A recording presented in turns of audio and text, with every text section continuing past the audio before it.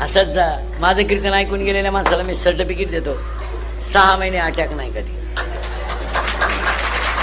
आणि आता लोकांना अटॅक काय येतो, लोक बोलत नाहीत महाराज. तुमच्यावर प्रसंग आला तर तो कुणातरी पुढे सांगायचा. पुरीनं तुम्हाला समजा एखाद्या पोरानं धोका दिला, पोरग धोका देत नाही, पोरग नाही धोका देत, त्याला बायकोच मिळालं तर ते काय धोका देते.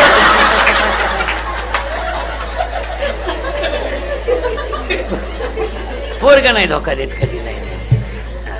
पोरीनं धोका दिला ना, एखाद्या मैत्रिणीला सांगायचा, पण ते हलकं करायचं दुःख.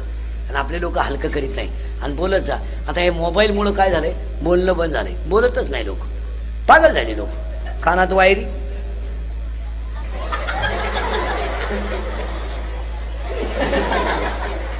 ज्या गाडीतून उतरलं त्याच गाडीत चढलं परत पागल.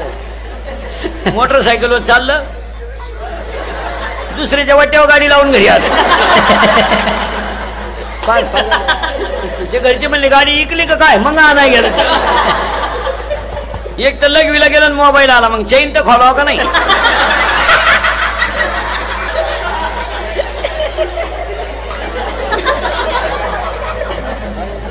ही लोक मोबाईल, महाराज विनोद नाही हा, बोलतेच नाही हो माणसं. रस्त्यावर ते एक पोरगी कॉलेजला गेली, गाडीतून उतरलीच नाही, परत घरी आली ती. मग तिच्या म्हणली का आली, जाते बाई परत.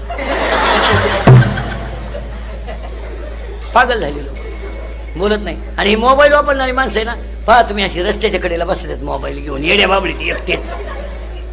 चुत्या झाली लोक ही फार. आणि हे मोबाईल वापरणारी जी माणसं आहेत ना, यांना निद्रानाश नावाचा रोग आहे. यांना झोप नाही, झोपत नाही आवला ती. हातुरणावर पडले ना, उशीवर डोकं ठेवलं का झोपत नाही ते. आता एक सगळ्यात भारी गेम आली मोबाईलला,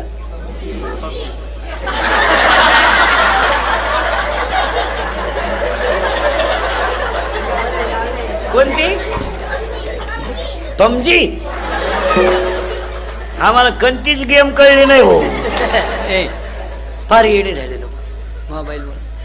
आणि हे झोपत नाही ते आवला ती. एकानं बल्बच उडवला घरात. आणि मग ते अश्लील वाक्य, अर्धाले चित्र, तेच डोक्यात घेऊन झोपत आहे. पूर्ण झोप नाही त्याला. झोपेत एकानं निम्या रात्री गोधडी फाडली, गोधडीच फाडली निम्या रात्री. त्याचा बाप म्हणला काल खाट मोडली,